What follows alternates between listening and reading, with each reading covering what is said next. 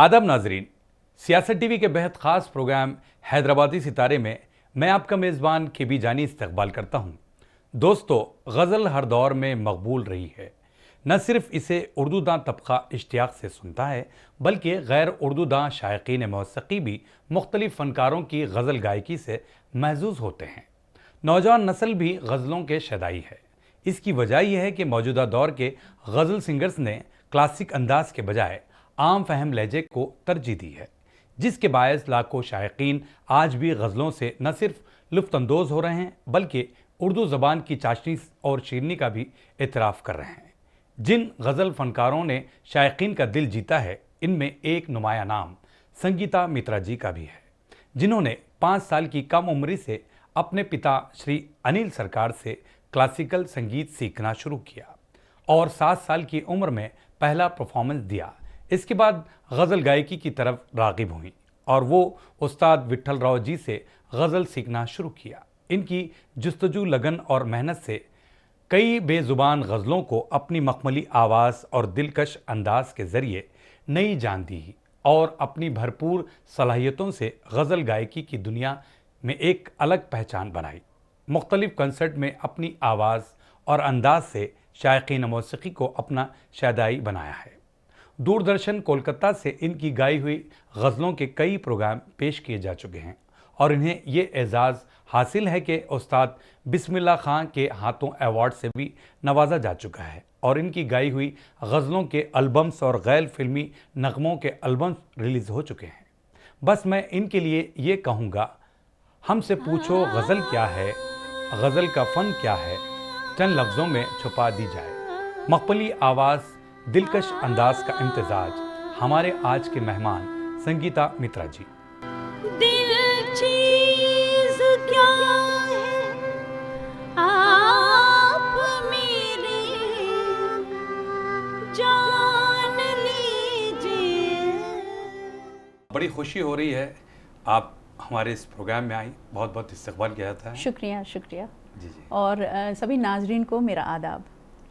जी, शुरुआत मैं आपके बचपन से करना चाहूँगा, क्योंकि आप एक म्यूज़िकल फैमिली से रिलेटेड हैं और आपने 5 साल की कम उम्र में क्लासिकल म्यूज़िक सीखना शुरू किया। हाँ। वो किस तरह, हमें बताइए।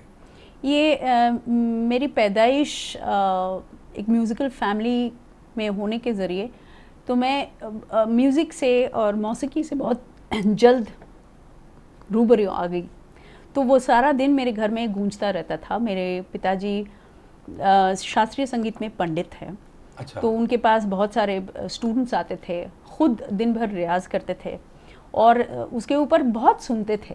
मतलब अच्छा। रेडियो में इतने चैनल्स, कहीं से भी, गोरखपुर से शुरू करके पाकिस्तान से शुरू करके कहीं जहाँ भी कुछ क्लासिकल प्रोग्राम्स होते थे तो मेरे घर में बजता रहता था। अच्छा। तो मेरा इंट्रोडक्शन बहुत जल्दी हुआ और मतलब पिताजी को सुनते रहते थे तो कानों में कुछ बैठ गया था। तो शुरू में वैसे ही बहुत जल्द शुरू हुआ ऐसा ही। अच्छा। सफ़र। 5 साल की उम्र में जब आपने सीखना शुरू किया और फिर हम जो देखते हैं कि 7 साल की उम्र में आपने पहला परफॉर्मेंस दिया जी। उस बारे में थोड़ा सा बताइए। हाँ, तब रोबी गुहो मजुमदार जो बेगम अख्तर साहिबा के बंगाली राग प्रधान बहुत सारे कंपोज किए थे, उन्होंने प्रोड्यूस भी, स्पॉन्सर भी किए थे और रिकॉर्डिंग्स भी उनका बेगम साहिबा के हुए थे। तो उनके घर पे ये एक महफिल होते थे क्लासिकल के। अच्छा। तो उन्होंने एक बच्चों का एक ये किया था, उन्होंने एक ऑर्गेनाइज किए थे, एवरी 2 मंथ्स होता रहता था। अच्छा। सांगीतिक नाम करके। तो वहाँ मेरा फर्स्ट परफॉर्मेंस रहा था। इन्हें पहला परफॉर्मेंस। हाँ। तो वो क्या चीज़ आपने सुनाई, कौन सी राग में आपने हाँ। क्लासिकल में सुनाया होगा, वो हमारे ऑडियंस को अगर आप सुना दे तो बेहतर रहेगा। हाँ, मैंने मुझे याद है मैंने जौनपुरी गाई थी। अच्छा। तो ऐसे छोटा ख्याल उसमें। अच्छा। हाँ, ठीक है, तो वही। तो आप सुना दीजिए। जौनपुरी एक्चुअली सुबह का राग है, दिन का राग है। अच्छा। तो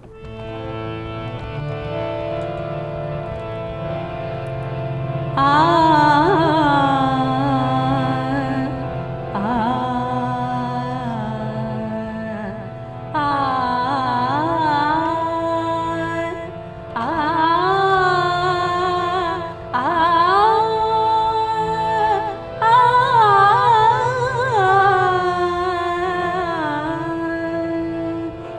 कुछ गाई थी मैं, पायल की झनकार बैरनिया, पायल की झनकार बैरनिया, झनन झनन बाजे मोरी, पिया से मिलन को जाऊं मैं कैसे, पायल के झनकार बरनिया,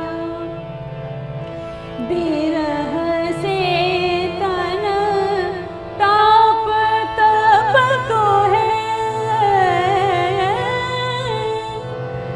आग आग सब लाग रहेला, सदा रंगील उठत जिया, हुक पायल के झनकार बैरनिया।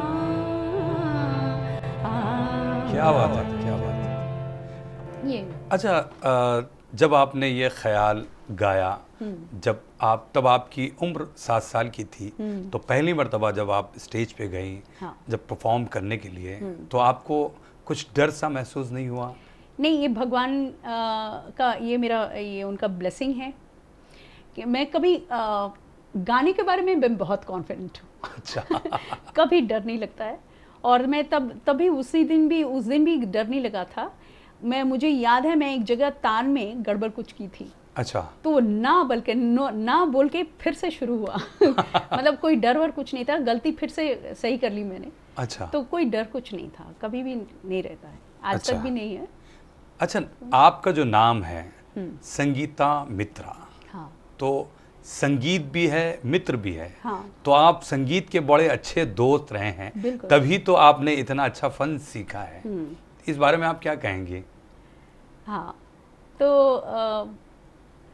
ये शुक्रगुजार हूँ मैं भगवान से कि ये मेरे नाम के साथ मेरा काम भी जुड़ गया है, और मैं उम्मीद करती हूँ मैं ज़िंदगी भर मैं इसको सर्व करूँगी ठीक से। मेरा नाम का जो सही मायने हैं वो सही तरीके से मैं उसका ये करूँ, इस्तेमाल करूँ, वही मेरा ये है। अच्छा, चलिए, बहुत अच्छी बात है। अच्छा संगीता मित्रा जी, हमें ये बताइए कि आपके फैमिली में सिर्फ आप अकेलौते सिंगर रहे हैं, या फिर आपके भाई बहनों में और भी मतलब गज़ल गायकी की तरफ या क्लासिकल की तरफ किसी का रुझान रहा है? हाँ, नहीं, मेरा भाई है, तो वो ही इज़ अ परकशनिस्ट। अच्छा। वो रविंद्र भारती यूनिवर्सिटी से वो गोल्ड मेडलिस्ट है। अच्छा। पखावज में। तो अभी वो म्यूज़िक डिपार्टमेंट में ही है, बट दूसरे स्कूल में आगा खान एकेडमी में वो हेड ऑफ द डिपार्टमेंट है, म्यूज़िक। अच्छा। इंडियन म्यूज़िक सिखाते हैं। अरे, तो ऐसा है। तो बहुत अच्छी बात है। हाँ, तो नहीं, वो भी शुरू में वो भी सीखना शुरू किया था वोकल मेरे अच्छा। साथ। लेकिन एक दिन हम लोग बहुत बैठ के ऐसे कुछ ऐसे हंसी मजाक में कुछ ऐसे गाने बजाने कर रहे थे, तो मेरे पिताजी आके बहुत डांटे मेरे भाई को। तो उस दिन से जो छोड़ दिया क्योंकि पिताजी बहुत सीरियस थे इस बारे में, तो उसने जो छोड़ दिया फिर इसके बाद। और क्या नहीं, क्योंकि आपके पिताश्री खुद जो हाँ, है उनके एक लिए पंडित साधना हैं। है। हाँ, बिल्कुल। साधना है, पूजा है। बिल्कुल। तो वो उनको अच्छा नहीं लगा उस दिन जो हम लोग कुछ मजाक कर रहे थे, ऐसा कुछ नहीं। वी वर नॉट मतलब अंडर एस्टिमेटिंग म्यूजिक, ऐसा कुछ नहीं था, बस खेल में ऐसे कुछ कर रहे थे। अच्छा। तो डांट पड़ी भाई को, तो उसने उसी दिन अच्छा। छोड़, उसके बाद से और डर के मारे और आए ही नहीं इस तरफ। अच्छा। चलिए, एक बात यह है कि सुर और ताल रागों का ज्ञान, सुर का आनंद आपको हो गया, लेकिन आपको कब एहसास हुआ कि मैं गज़ल गायकी की तरफ जाऊंगी और गज़लें भी गाऊंगी? उस बारे में हमें बताइए।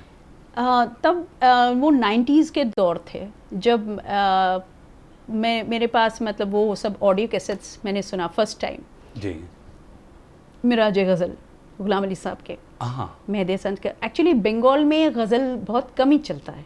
हाँ हाँ, क्योंकि ज़्यादातर लोगों का उर्दू ज़ुबान ना होने की वजह से लोग ज़्यादातर क्लासिकल म्यूज़िक, शास्त्रीय संगीत की तरफ ही है। आज भी वैसा आज ही भी है। है, अच्छा। दो ऑल्दो बहुत ज़्यादा ओपनिंग अभी हो गया है, लेकिन गज़ल गाने के लिए आपको तो वो अल्फाज भी समझ में आना चाहिए।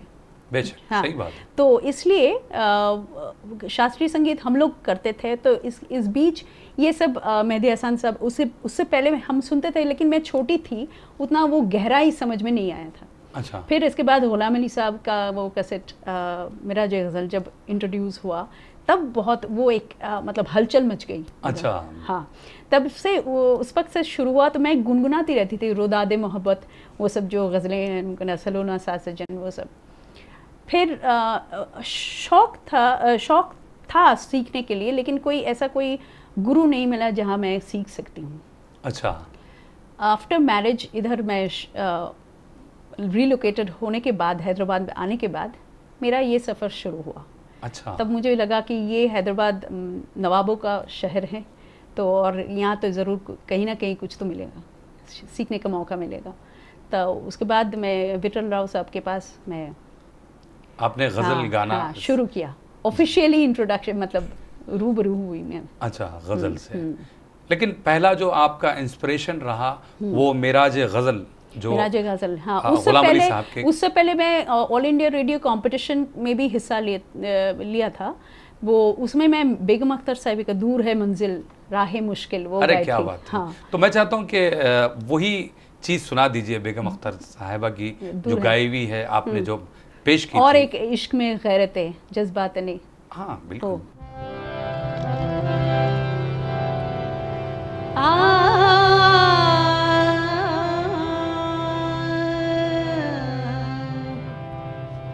इश्क में गैरत,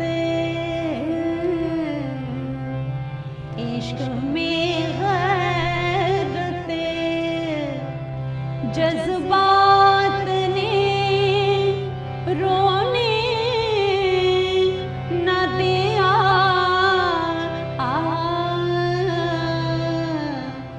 वरना क्या बात थी, किस बात ने रोने न दिया। इश्क में गैरत,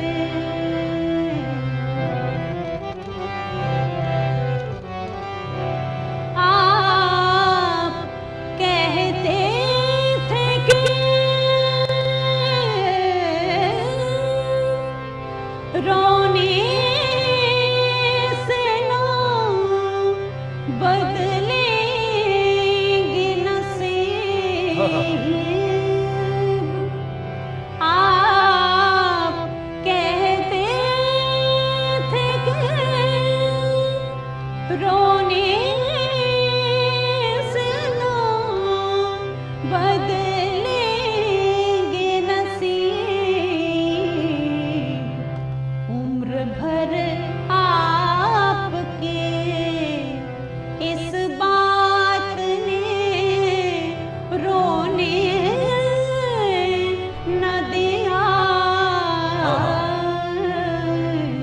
इश्क में गैरत। क्या बात है, वाह वाह। आप लोगों ने जब वो शुरुआत की थी तो दूरदर्शन और रेडियो बेहतरीन प्लेटफॉर्म रहे। इस वक्त को आप याद करना चाहेंगी? हाँ, क्योंकि तब तो और कोई ज़रिया नहीं था। मुझे जितना याद है 1980s में टीवी तब बहुत ज़्यादा, मतलब लोगों के पास वो शुरुआत ओपनिंग एक आया, तो लोग बहुत, मतलब वो एक अलग अट्रैक्शन था उसमें। उससे पहले तो रेडियो चलता था पूरे दिन, लोग उसमें परफॉर्म करना, और स्पेशली मैंने जो सुना था, मेरे डैड बहुत बोलते थे कि रेडियो में आर्टिस्टों का एक पर्टिकुलर डे, किसी एक सैटरडे नाइट रात को लोग सब सुनेंगे, लोग बैठे रहते थे। तो उस वक्त हाँ, शेड्यूल मतलब वो दैट्स अ बेस्ट टाइमिंग, जो स्लॉट जो रहते थे, तो लोग जहाँ जहाँ लोग सारे काम करके सारे दिन के बाद बैठ के सुनेंगे, तो वो ऐसा कुछ एक दौर था। अब तो वैसा कुछ नहीं है, मतलब आजकल टीवी का भी लोग देखने का वक्त बहुत ही कम निकाल पाते हैं।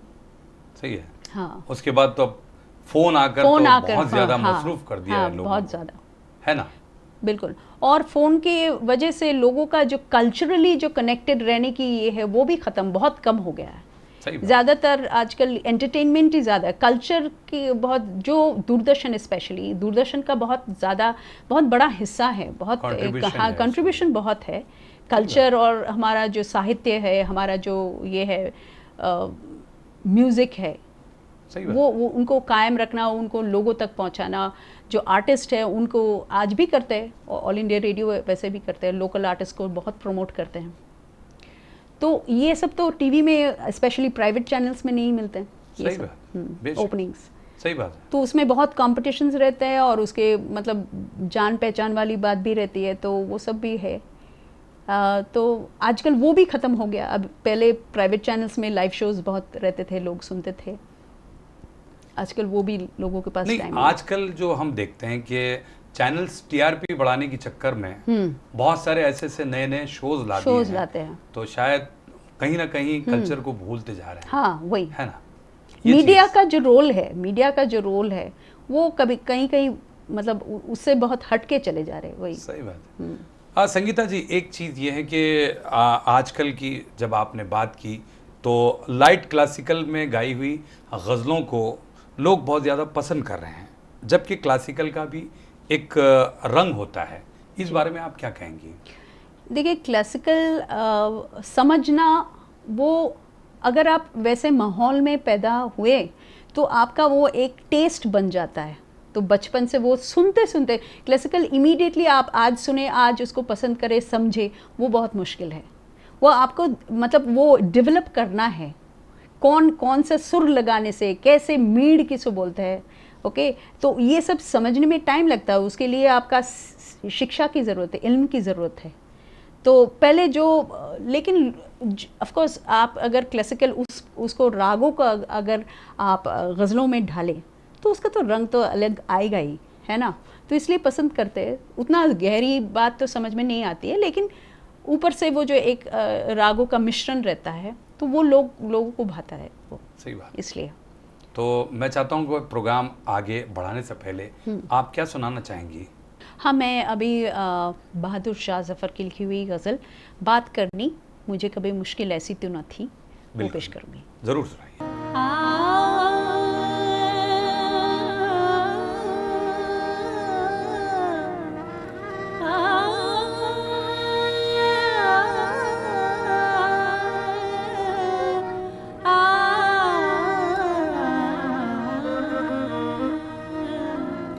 बात करनी,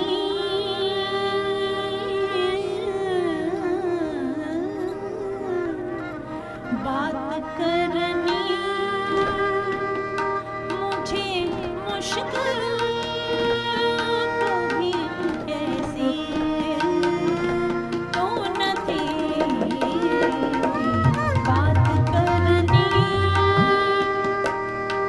मुझे मुश्किल कभी ऐसी तो न थी,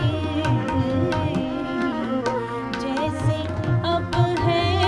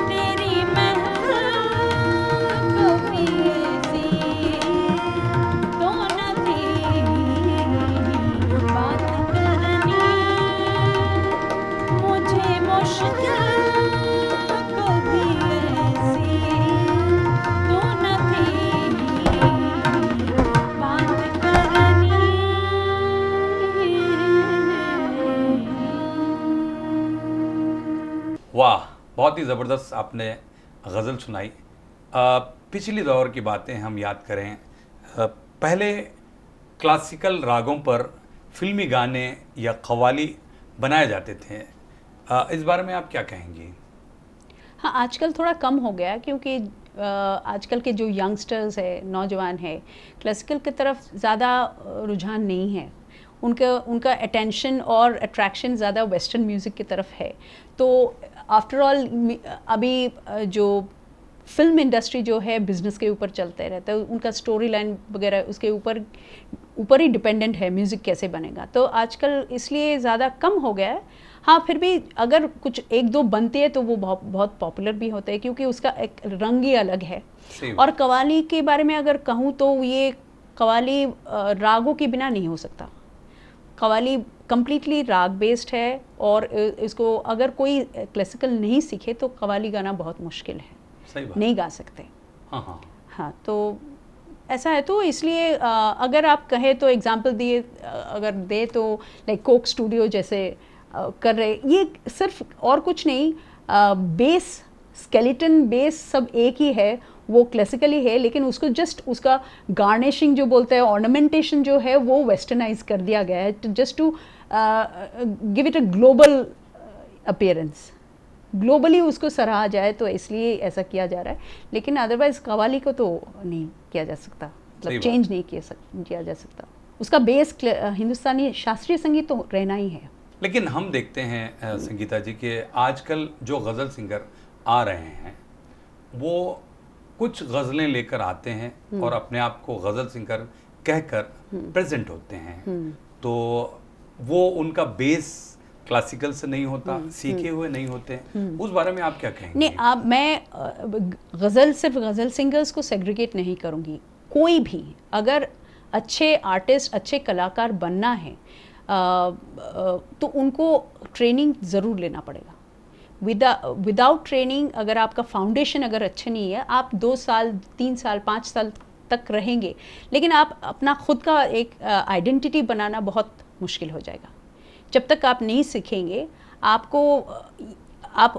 दूसरों को कॉपी करके, दूसरों का मतलब जो गाई हुई गज़लें हैं वो गा के आप ठीक है गा सकते हैं, लेकिन उससे ज़्यादा बढ़ावा नहीं मिलेगा आपको जब तक आप नहीं सीखेंगे। तो ये कोई भी जॉनर, सिर्फ गज़ल नहीं, आप अगर फिल्म म्यूज़िक के बारे में भी सोचें, आप क्लासिकल म्यूज़िक ज़रूरी है, इसलिए कि ये वॉइस ट्रेनिंग के लिए भी ज़रूरी है। फाउंडेशन, आप एक मकान बनाएंगे तो उसका फाउंडेशन भी ये स्ट्रॉन्ग, मजबूत होना चाहिए, तो वो भी एक फाउंडेशन के है जैसा है। तो अगर कोई भी आप सब्जेक्ट लो, कोई भी जॉनर लो, आपको सीखना तो ज़रूरी है। फिर उसके बाद आप चूज़ कर, जैसे आप एकेडमिक्स में स्पेशलाइजेशन के तरफ जाते हैं ना, एक फाउंडेशन बनाकर, तो ये म्यूज़िक भी वैसा ही है। सही बात है। चलिए, हम आगे बढ़ने से पहले अभी आप क्या सुनाना चाहेंगी हमारे ऑडियंस के लिए? जी, मैं अभी गुलाम अली साहब के गाए हुए वो गज़ल फासिले ऐसे भी होंगे, ये कभी सोचा ना था, जी जरूर, ये कोशिश करूँगी। जी जी। फासले फासले फासले ऐसे भी होंगे, फासले ऐसे भी होंगे, ये कभी सोचा न था। फासले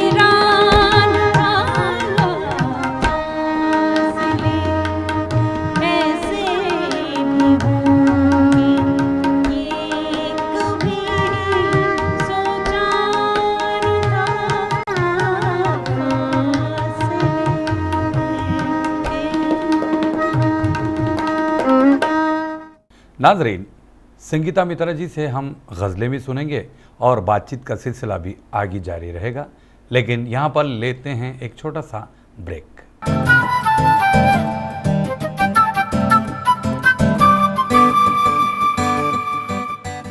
नाजरीन, सियासत टीवी की ताज़ा तरीन खबरें, मुशायरे, मजहबी प्रोग्राम्स और दीगर तफरीही प्रोग्राम्स देखने के लिए आप हमारा मोबाइल ऐप प्ले स्टोर से डाउनलोड कर सकते हैं। इसके अलावा यूट्यूब और फेसबुक पर आप सियासत टीवी का राज टेलीकास्ट भी देख सकते हैं। यूट्यूब पर सियासत टीवी सब्सक्राइब करें और बेल आइकॉन पर क्लिक करें ताकि नए वीडियोस आप तक फौरी तौर पर पहुंच सकें।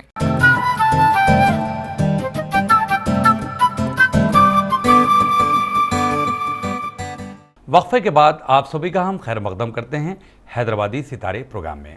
हम बात कर रहे हैं हैदराबाद की जानी मानी गज़ल गुलकारा संगीता मित्रा जी से। रीत पर लिख के मेरा नाम मिटाया न करो, रीत पर लिख के मेरा नाम मिटाया न करो।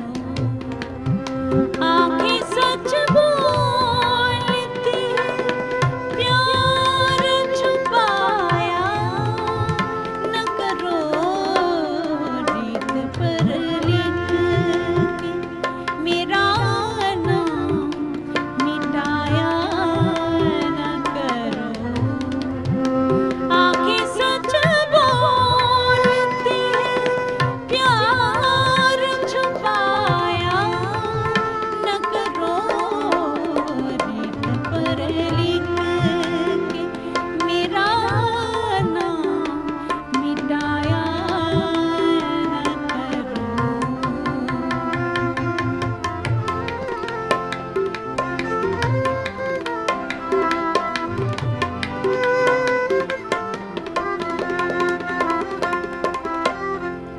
लोग हर बात का अफसाना बना देते हैं।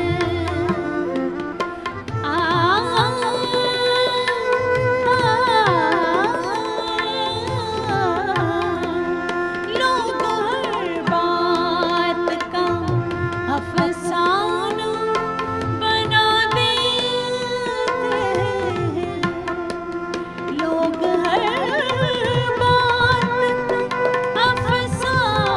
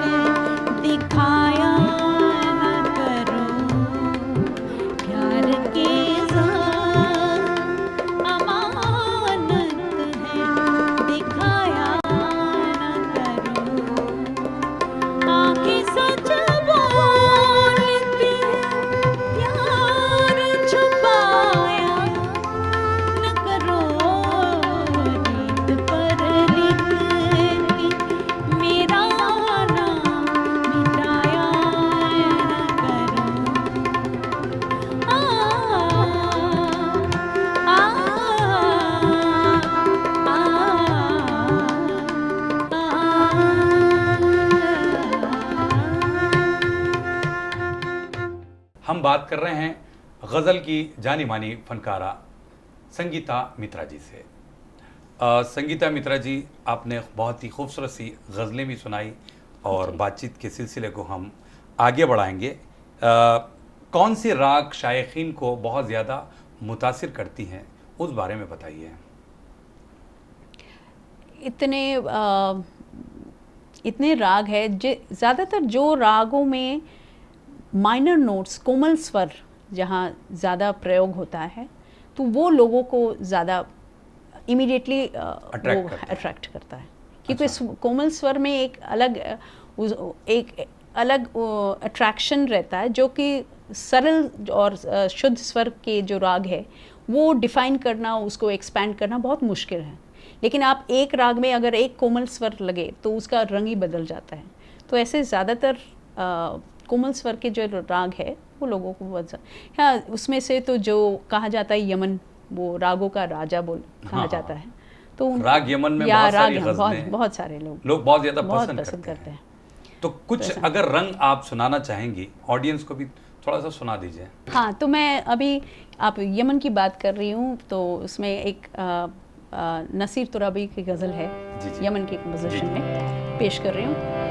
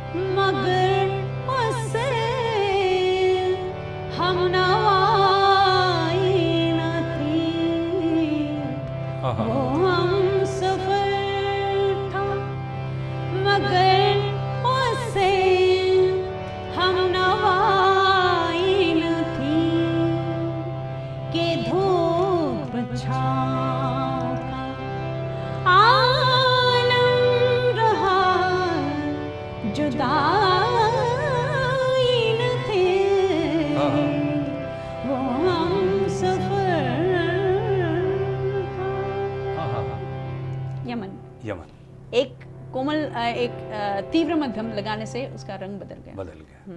सही बात है।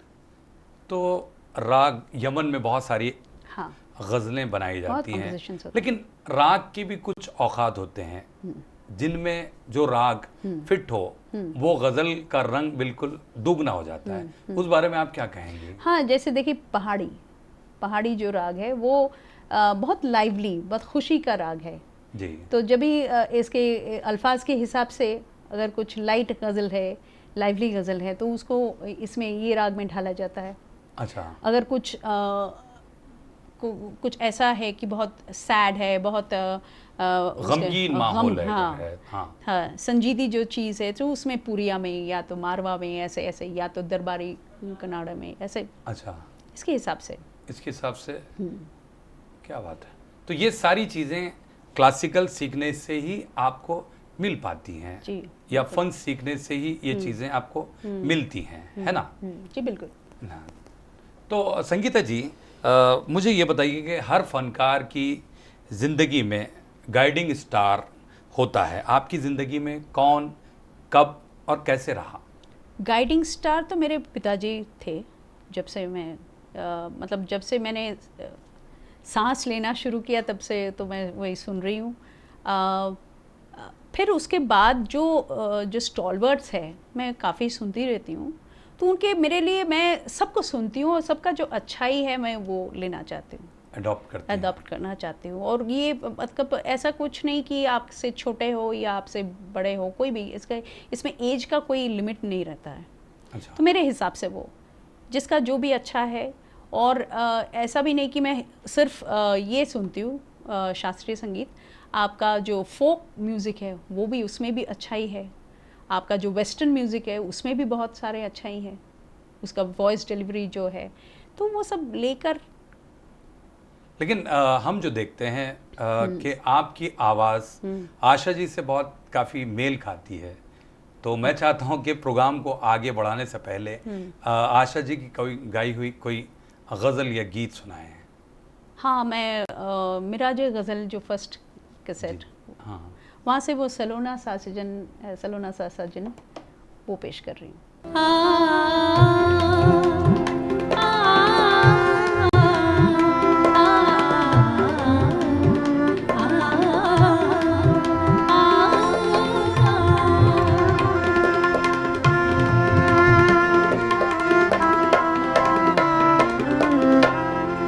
सलोना सा सजन है और मैं हूँ, सलोना सा सजन है और मैं हूँ, जिया में एक आंगन है और मैं हूँ, सलोना सा सजन है और मैं हूँ।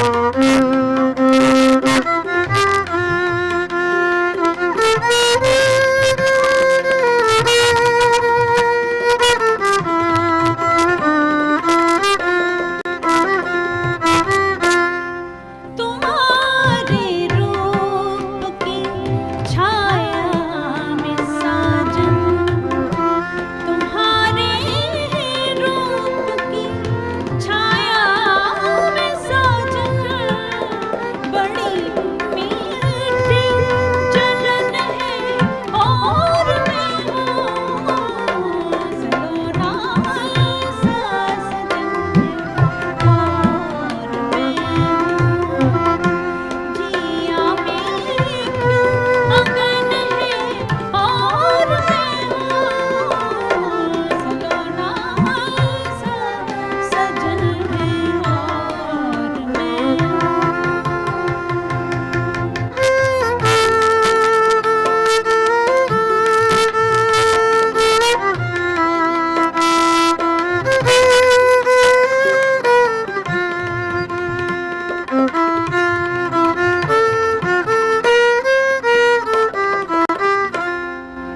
चुराए चैन रातों को जगाए, चुराए चैन रातों को जगाए, पिया का ये चलन है और मैं हूँ, सलोना सा सजन है और मैं हूँ, सलोना सा सजन है और मैं हूँ, जिया में एक आंगन है और मैं हूँ, सलोना सा सजन है और मैं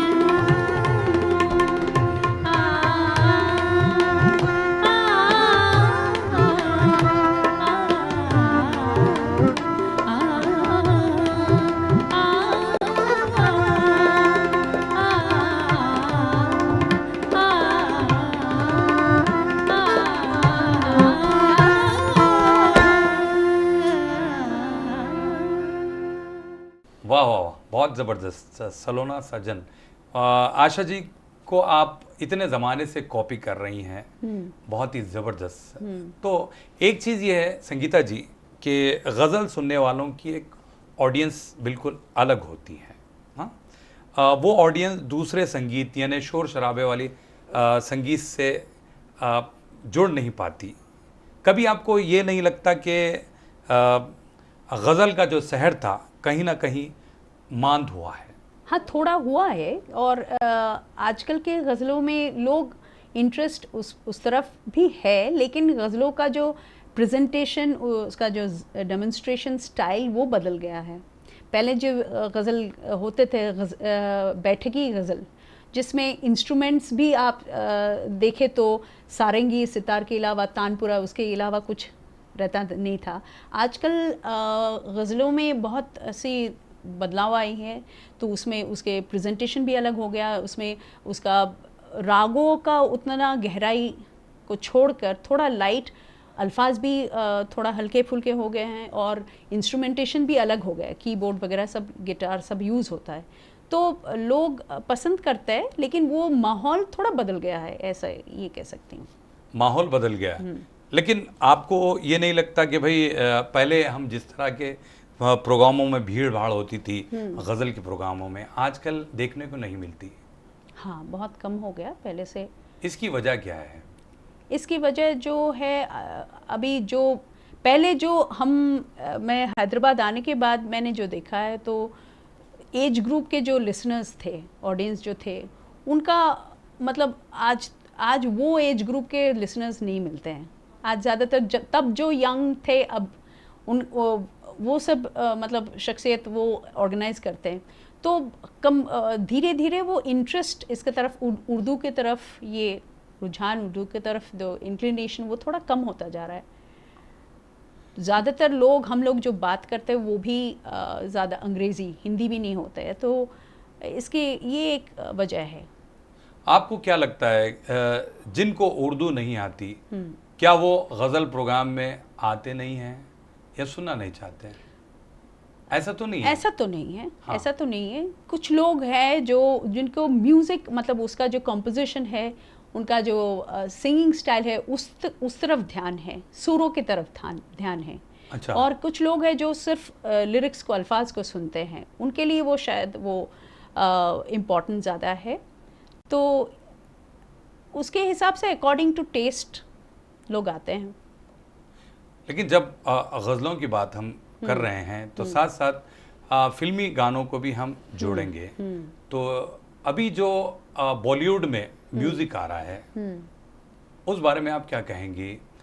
क्योंकि आप कई महफिलों में गज़ल के साथ साथ अगर फरमाइश हो तो आप आशा जी को भी गाती हैं, जो देखते हैं, तो उस बारे में बताइए ना। वो आजकल के जो मेन डिफरेंस जो है आजकल के गाने और पुराने गाने में, जो वो पुराने गाने जो है वो एवरग्रीन है, वो आज तक लोग भूल नहीं पाते, उसको इतना पसंद करते हैं। लेकिन आजकल के जो गाने हैं 1-2 साल तक, फिर उसके बाद शायद 6 महीने में भूल जाते हैं।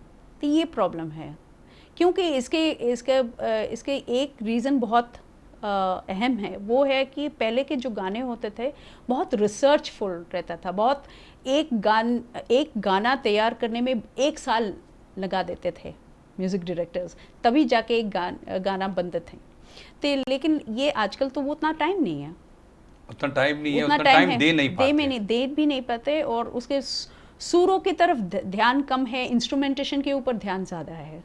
तो वो सही है, इसके लिए टिकाऊ नहीं रहता, वो गाना ज़्यादा सही बात नहीं टिकते।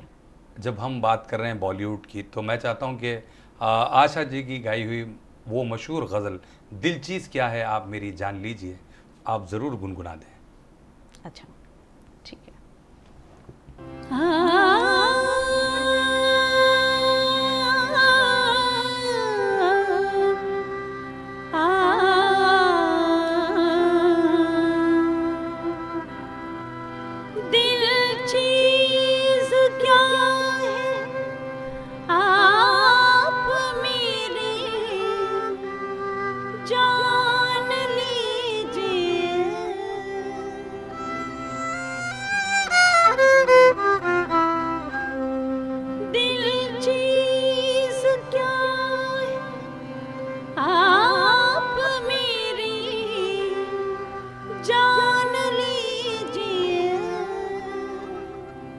बस एक बार मेरा कहा, बस एक बार मेरा कहा मान लीजिए, बस एक बार मेरा कहा मान लीजिए, दिल चीज क्या है आप मेरे जान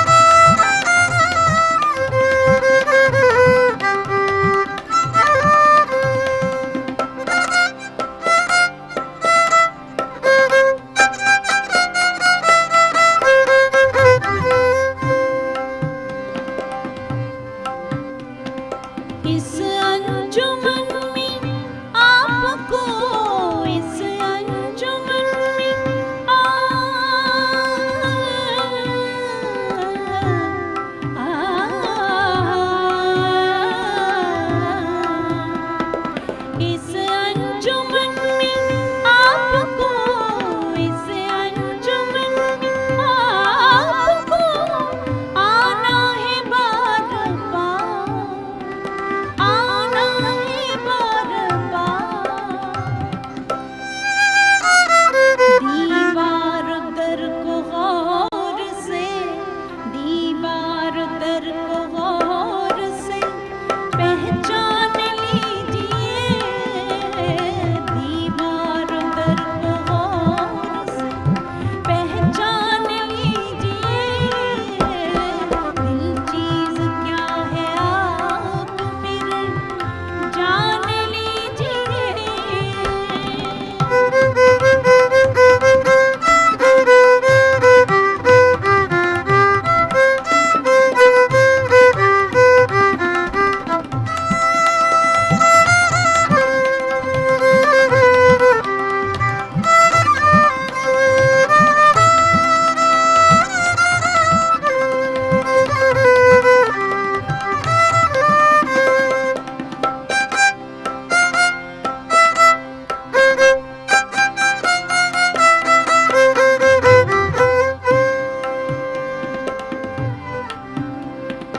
माना कि दोस्तों को नहीं, दोस्तों,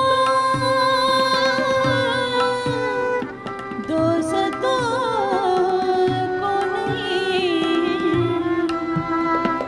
माना कि दोस्तों को नहीं, दोस्ती का पास। लेकिन ये क्या कि गैर का, लेकिन ये क्या कि गैर का एहसान लीजिए, लेकिन ये क्या कि गैर का एहसान लीजिए। दिल चीज क्या है आप मेरे जान लीजिए, जान लीजिए, जान लीजिए। बहुत बढ़िया, बहुत ज़बरदस्त आपने गाया है और वाह कमाल आप गाती हैं, बहुत बढ़िया। अच्छा संगीता जी, क्योंकि बहुत सारी बातें हम कर सकते हैं लेकिन वक्त इस बात की इजाज़त नहीं देता कि और भी बहुत सारी गुफ्तगू आपसे की जा सकें। आखिर में जो हमारा रिवायती सवाल होता है, जो लोग इस फील्ड में अपना कैरियर बनाना चाहते हैं, उन गज़ल सिंगर के लिए आप क्या मैसेज देना चाहेंगी? मैं ये कहना चाहूँगी कि आप जो भी करना चाहे उस तरफ कंप्लीट फोकस उस तरफ होना चाहिए, उसको पैशन, उसको उससे प्यार होना चाहिए। उसके अलावा कुछ हासिल करना मुश्किल है। जब तक आप अगर इसके हिसाब से चलेंगे कि मुझे शोहरत चाहिए, मुझे नाम कमाना है, तो आप वो कायम नहीं कर पाएंगे। आप पहले उससे पहले आप सीखें, फिर उसके बाद आप उनके ऊपर रिसर्च करें, उनको थोड़ा आगे बढ़ाने के लिए मेहनत करें। मेहनत बहुत अहम है, बहुत ज़रूरी है। तो वो अगर लगाव रहे तो कोई भी कुछ भी कर सकते हैं मेरे हिसाब से। सही बात है। तो बहरहाल आप आई, इतना वक्त दिया, बहुत बहुत शुक्रिया संगीता जी। जी शुक्रिया। तो नाजरीन, आप अपने दोस्त और होस्ट केबी जानी को इजाज़त दीजिए। अल्लाह हाफ़िज़।